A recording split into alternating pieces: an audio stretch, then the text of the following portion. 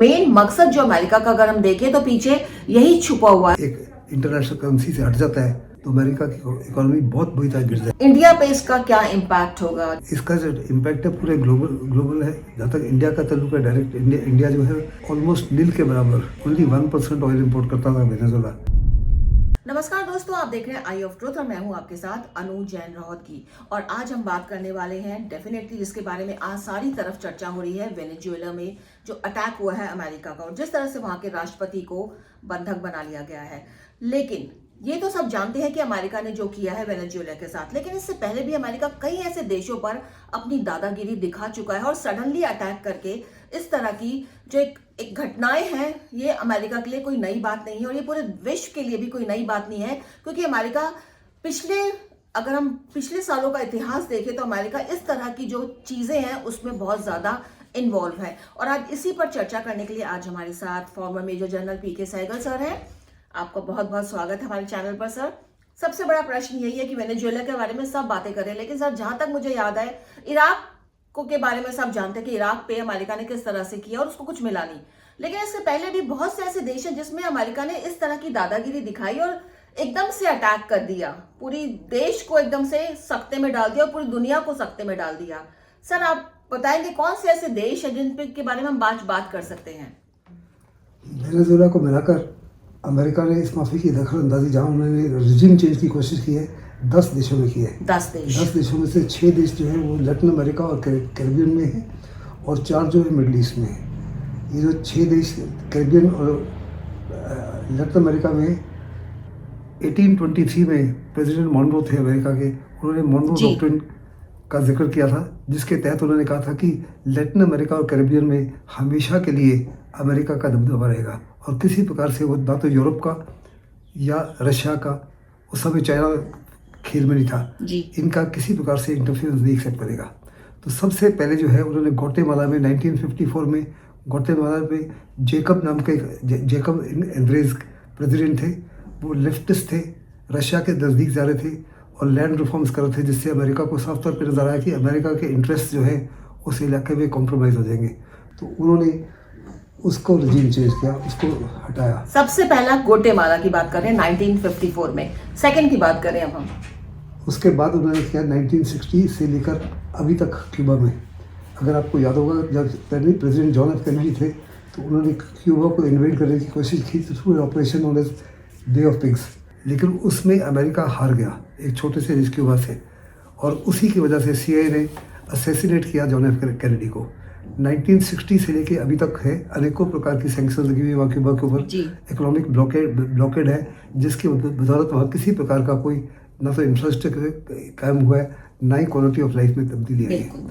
उसके बाद आप आ जाइए लैटिन अमेरिका में। लैटिन अमेरिका में उन्होंने सबसे पहले दखल अंदाजी की चिली के अंदर। चिली के अंदर जो एलेंडे थे वहाँ के प्रेसिडेंट, वो भी जो थे अमेरिका से दूर हो रहे थे, लेफ्टिस्ट थे और रशिया के नज़दीक जा रहे थे। और जैसे कि मैंने कहा अमेरिका इसको एक्सेप्ट नहीं करता, तो उनके खिलाफ भी इस माफी की कार्रवाई की गई, उनको भी हटाया गया। उसके बाद में 1980 में उन्होंने निकारागुआ भी साउथ अमेरिका में, लैटिन अमेरिका में, वहाँ भी जो थे सेंडेज प्रेसिडेंट थे, वो भी लेफ्टिनिस्ट थे, वो भी रशिया के करीबी थे। और जैसे कि मैंने कहा मॉनरो डॉक्ट्रिन के तहत वो किसी को लैटिन अमेरिका के अंदर अपना दबदबा नहीं बनाने देते थे, उनको भी इसी माफी का एक मिलिट्री coup के माध्यम से उनको हटाया गया। उसके बाद में 1989 में मैनुअल नोरेगा थे, जो पनामा के प्रेसिडेंट थे, और पनामा ने एक तो ड्रग ट्रैफिकिंग कर रहा था, दूसरा मनी लॉन्ड्रिंग कर रहे थे, तीसरा वो भी जो है रशिया के नज़दीक जा रहा था, कम्युनिस्ट लैंडिंग थी, और पनामा कैनाल के यूजेस के ऊपर दखल अंदाजी कर रहा था। सर यहाँ पे एक बहुत इंटरेस्टिंग बात है कि जिस कंट्री को आपने बताया उसमें से मैक्सिमम कंट्रीज वही थी जिसको रशिया के करीब जा रही थी, और अमेरिका को ये पसंद नहीं आया क्योंकि वो महाशक्ति बन के रहना चाहता था, चाहे वो कोई भी प्रेसिडेंट रहा हो। सेकेंड वर्ल्ड वॉर के बाद में अगर आपको मालूम है, याद है, तो कोल्ड वॉर स्टार्ट हुई थी, और कोल्ड वॉर में एक तरफ सोवियत ब्लॉक था और दूसरी तरफ अमेरिका था। अमेरिका किसी प्रकार से नहीं चाहता था कि जो उसका इलाका है, जो कैरिबियन है और लैटिन अमेरिका है, उसमें मॉनरो डॉक्ट्रिन के तहत किसी की दखल अंदाजी हो। सो जो देश थे उनके करीब जाने की कोशिश करते, उनके काफ़ी। पनामा के बाद अब नेक्स्ट कौन सा देश है? पनामा के बाद जहाँ तक लैटिन अमेरिका तक कत्ल हुए, जनवरी 2 2026 में उन्होंने वेनेजुएला में क्या किया जिसका मैं जिक्र नहीं करूँगा। और 4 देश है मिडल ईस्ट में। जी जी। सबसे पहले उन्होंने मिडल ईस्ट में इन्वॉल्वमेंट जो की ईरान में की। अगर आपको याद होगा कि 1979 में जी जी उससे भी पहले शाह ऑफ ईरान को का तख्ता पलट गया था और आयतुल्लाह जो है आयतुल्लाह खमेनी की रिजीम हो गई थी और वो अमेरिका के अगेंस्ट हो गए थे, रशिया के नज़दीक हो रहे थे। और वहाँ पे ईरान जो है दुनिया का 3rd लार्जेस्ट ऑयल प्रोड्यूसर है। अमेरिका की नज़र मिडल ईस्ट में हमेशा ऑयल के ऊपर रही है।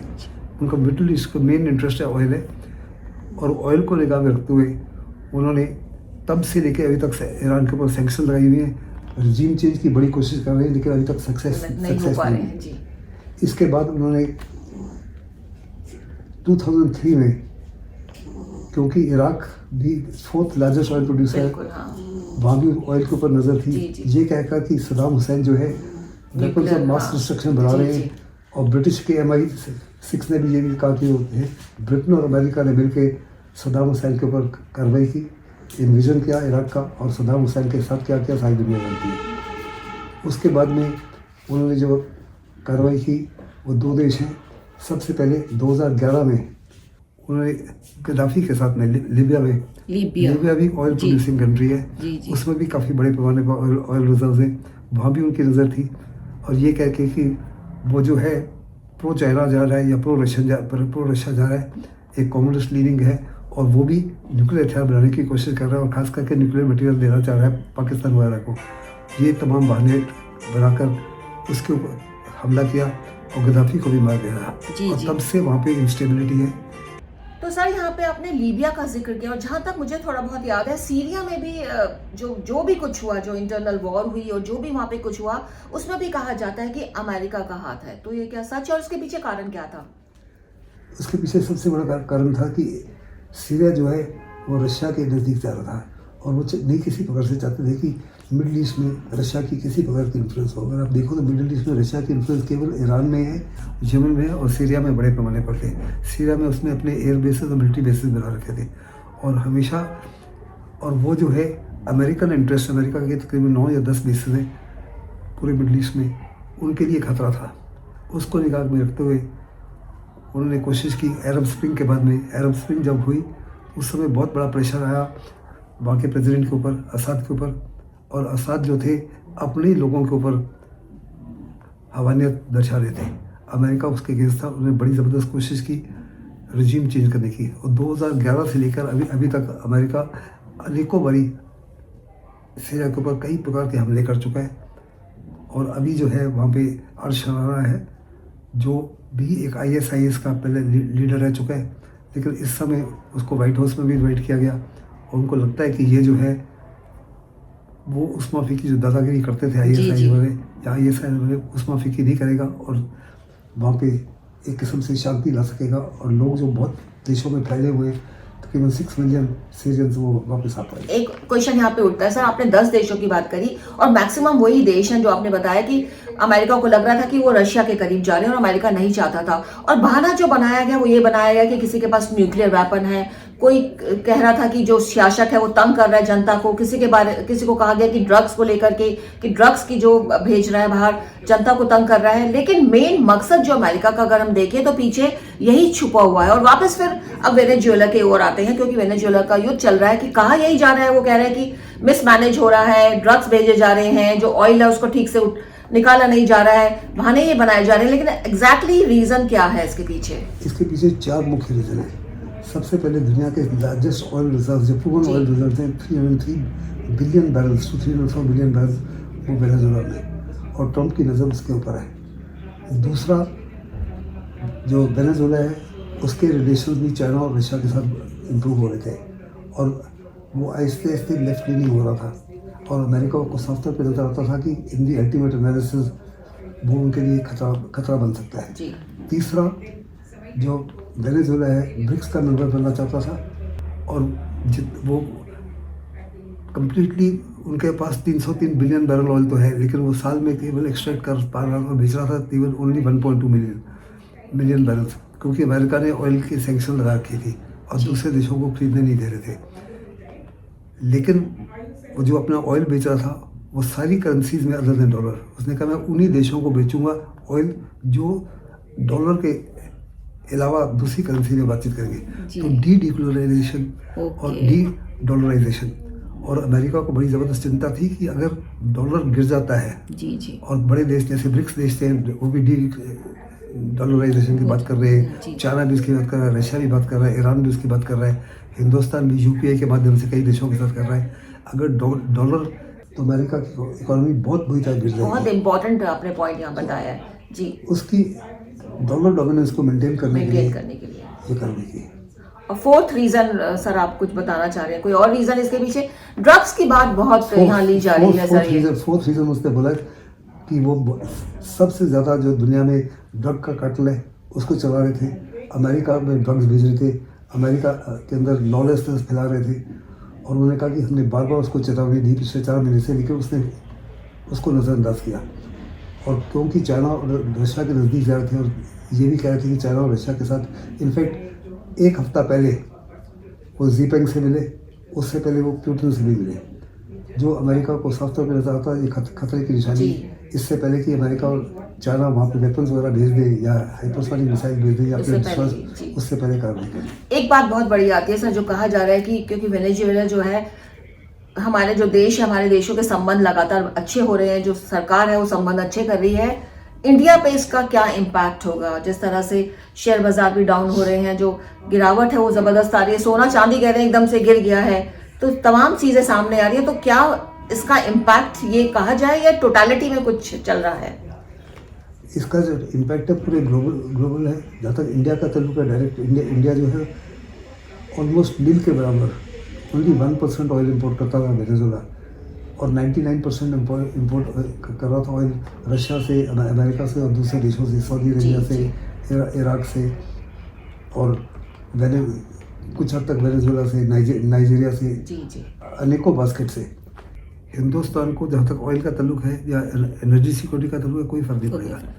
जहाँ तक ट्रंप का ताल्लुक है, ट्रंप साफ तौर पे हिंदुस्तान को भी चेतावनी दे रहा है कि अगर वो रशिया से ऑयल खरीदता रहेगा उसी क्वांटिटी में जितना हम खरीद रहे हैं, तो वो टैरिफ को जारी रखेंगे। लेकिन पिछले 1 साल के अंदर हिंदुस्तान ने जो अमेरिका से ऑयल खरीदना शुरू किया उसमें 92% वृद्धि हुई है। लेकिन उसके बावजूद ट्रंप चाहता है कि हिंदुस्तान जो है रशिया से ऑयल खरीदना बंद करे और अमेरिका से और अमेरिकन इंटरेस्ट से वाले देश है उनसे ऑयल खरीदे। लेकिन हिंदुस्तान जो है इसके अपनी इंटरेस्ट को निगाह में रखते हुए वही करेगा।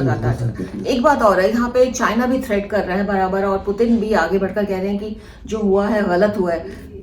पूरा जो सिनेरियो बन रहा है उसमें क्या लग रहा है आपको कि चाइना और रशिया दोनों इस जो जंग चल रही है जो वेनेजुएला और अमेरिका के बीच में शुरू हो गया है, क्या ये बीच में इंटरफेयर करेंगे, क्या ये बीच में कूदेंगे? क्योंकि खुद ही इन्वॉल्व है, चाइना जो है ताइवान की तरफ है और जो रशिया वो ऑलरेडी इन्वॉल्व है यूक्रेन पे। तो आपको लगता है कि ये इस वेनेजुएला के मामले में आगे आएंगे? देखो, रशिया ने भी वार्निंग किया, चाइना ने भी वार्निंग किया, लेकिन उनकी वार्निंग की बड़ी लिमिटेशन है। वो सिर्फ कह रहे हैं कि मादुरो को छोड़ दिया जाए, उसको उसकी वाइफ को रिहा किया जाए, इसके अलावा उनकी कोई मांग नहीं है। जहाँ तक नॉर्थ कोरिया ने साफ तौर पे कहा कि अगर उनको रिहा नहीं करते तो इसके कॉन्सिक्वेंसेस हमारे के बड़े खतरनाक होंगे। लेकिन ट्रंप ने विदिन 24 आवर्स एक बहुत बड़ा बदलाव कर दिया है। जब उन्होंने पहले उसको कैप्चर किया, साथ में कहा कि हमने वेनेजुएला को कैप्चर कर लिया और हम ही वेनेजुएला को चलाएंगे। विदिन 24 आवर्स उसने कह दिया कि हम वेनेजुएला को नहीं चलाएंगे, जो वहाँ की सरकार है वही उसको वेनेजुएला की चलाएगी। लेकिन हम कोशिश करेंगे कि हमारी रिक्वायरमेंट जो है उसको वो नज़रअंदाज ना करें। नहीं तो उन्होंने कहा कि जो डेल्सी है, जो प्रेसिडेंट बनी है जी, उनके खिलाफ इससे भी भयंकर कार्रवाई की जा सकती है। लेकिन साफ तौर पे ये कह दिया कि मैं उसको कैप्चर नहीं करना चाहता। ऐसे में मुझे नहीं लगता कि चाइना और रशिया कोई बड़ी दखलंदाजी कर सकते हैं। लेकिन दुनिया के लिए बहुत बड़ा एंड बैड प्रेसिडेंट सेट किया है, क्योंकि चाइना इसी का फ़ायदा उठा के ताइवान के ऊपर हमला कर सकता है। नॉर्थ कोरिया साउथ कोरिया के खिलाफ कोई कार्रवाई कर सकता है, या जापान के साथ में। चाइना जो है अरुणाचल के खिलाफ या चिकन नेक एरिया के हिंदुस्तान के कर सकता है, और हिंदुस्तान भी इसी एग्जाम्पल का फ़ायदा उठा के बांग्लादेश के खिलाफ या पाकिस्तान पीओके के खिलाफ कर सकता है। हिंदुस्तान इस पर फिक्र नहीं करेगा, लेकिन चाइना अवश्य करेगा, कर सकता है। लेकिन डिफरेंस जो है चाइना जो है और रशिया जो है मॉरल सपोर्ट दे रहे थे जहाँ तक वेनेजुएला का ताल्लुक है। अमेरिका जो है ताइवान को मिलिट्री सपोर्ट दे रहा है। $11 बिलियन का उन्होंने कॉन्ट्रैक्ट साइन किया है जो उनको मिलिट्री कूपन देगा। और इससे पहले जो बाइडेन ने तो साफ तौर पे कहा था कि अगर चाइना इन्वेड करता है तो हम इंटरवीन करेंगे। बिल्कुल। आप जहाँ तक ट्रम्प का ताल्लुक है उसने एम्बिग्विटी रखी हुई है, लेकिन जापान की जो नई प्राइम मिनिस्टर है उन्होंने साफ तौर पे कहा है कि अगर चाइना ताइवान के ऊपर हमला करता है तो it will pose an existential threat to Japan और हम इंटरवीन करेंगे। बहुत अच्छी यहाँ पे जानकारी मिली और डेफिनेटली सर ने एक बात बहुत बड़ी कही है कि जो ट्रम्प ने एग्जाम्पल पेश किया है नए साल में वो बहुत ही गलत पेश किया है और इसका फायदा और देश बिल्कुल उठा सकते हैं। सर आपने इतनी अच्छी हमें जानकारी दी, बहुत बहुत शुक्रिया आपका आई ऑफ ट्रुथ चैनल की तरफ से। नमस्कार। हमारे चैनल आई ऑफ ट्रुथ को सब्सक्राइब कीजिए यूट्यूब पर, इसे फॉलो कीजिए फेसबुक पर, इंस्टाग्राम पर, ट्विटर पर और कू पर। हमारे चैनल के बारे में फीडबैक देने के लिए हमें मेल कीजिए ioftruth.6@gmail.com पर।